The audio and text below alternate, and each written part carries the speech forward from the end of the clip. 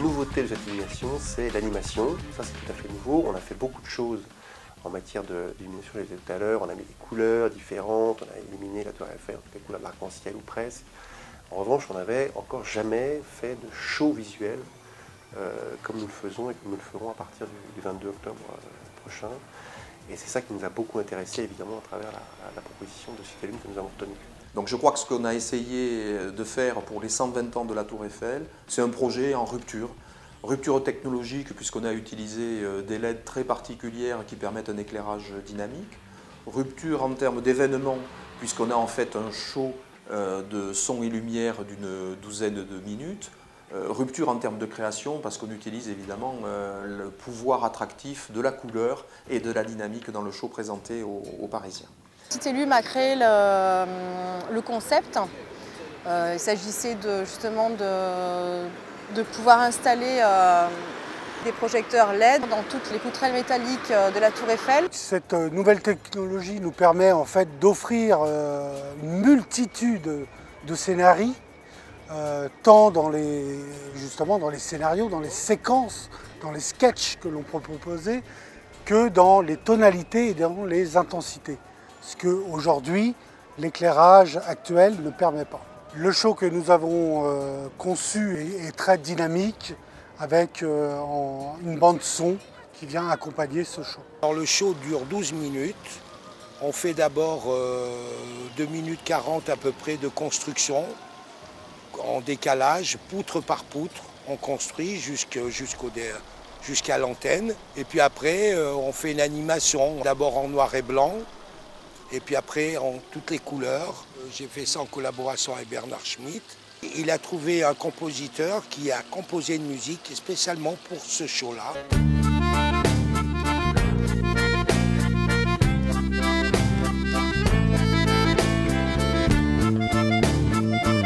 Nos équipes sont intervenues sur une durée à peu près de 3 semaines d'installation dure.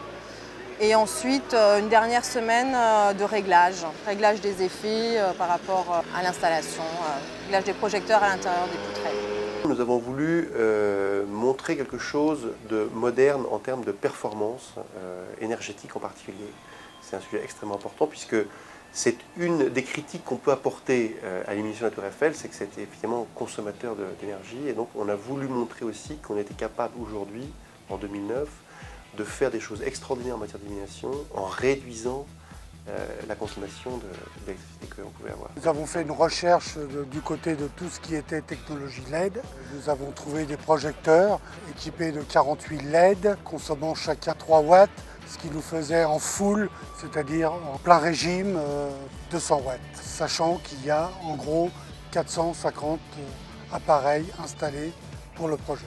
Le caractère très novateur de ce projet, c'est que du 22 octobre, où il va être inauguré par le maire de Paris et Michel Tesconi, notre PDG, jusqu'à la fin de l'année, c'est un show de 12 minutes qui va se répéter 3 fois à l'intérieur de la nuit et qui, justement, parce qu'il est dynamique, parce qu'il utilise également le son pour restituer l'histoire de la Tour Eiffel, a un fort pouvoir d'attraction, de séduction, je dirais presque de convocation, des touristes et des Parisiens qui, à heure fixe, vont pouvoir venir admirer la Tour Eiffel, se revêtir d'un nouveau manteau de lumière.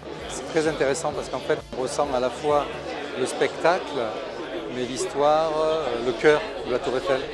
C'est un peu comme si, tout d'un coup, elle s'était mise à battre. Et ça, c'est assez puissant. J'avais déjà vu des images, mais le fait de le ressentir comme ça, c'est très différent. C'est très fort, parce qu'on a l'éphémère de la construction de la Tour Eiffel quand elle a été réalisée, il y a 120 ans. Et puis on a aussi l'éphémère de cette mise en lumière, donc ça a beaucoup de sens.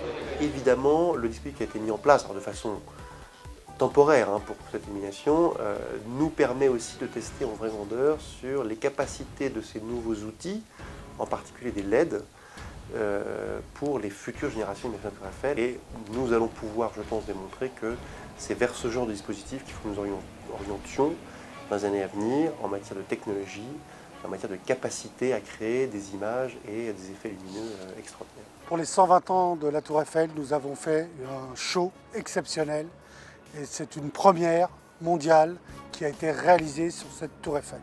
Pour citer l'une, ce projet est un projet précurseur et nous espérons bien entendu exporter ce savoir-faire sur les autres capitales lumière où nous sommes présents, 15 capitales lumière, et d'autres villes que nous prospectons actuellement. Cette technologie innovante, économe en énergie, intéressera à coup sûr de grandes métropoles internationales. Et l'enjeu d'image, c'est également un enjeu par rapport à la ville de Paris qui, rappelons-le, est notre premier client. Donc nous avons eu à cœur de donner le meilleur de nous-mêmes pour ces 120 ans de la Tour Eiffel.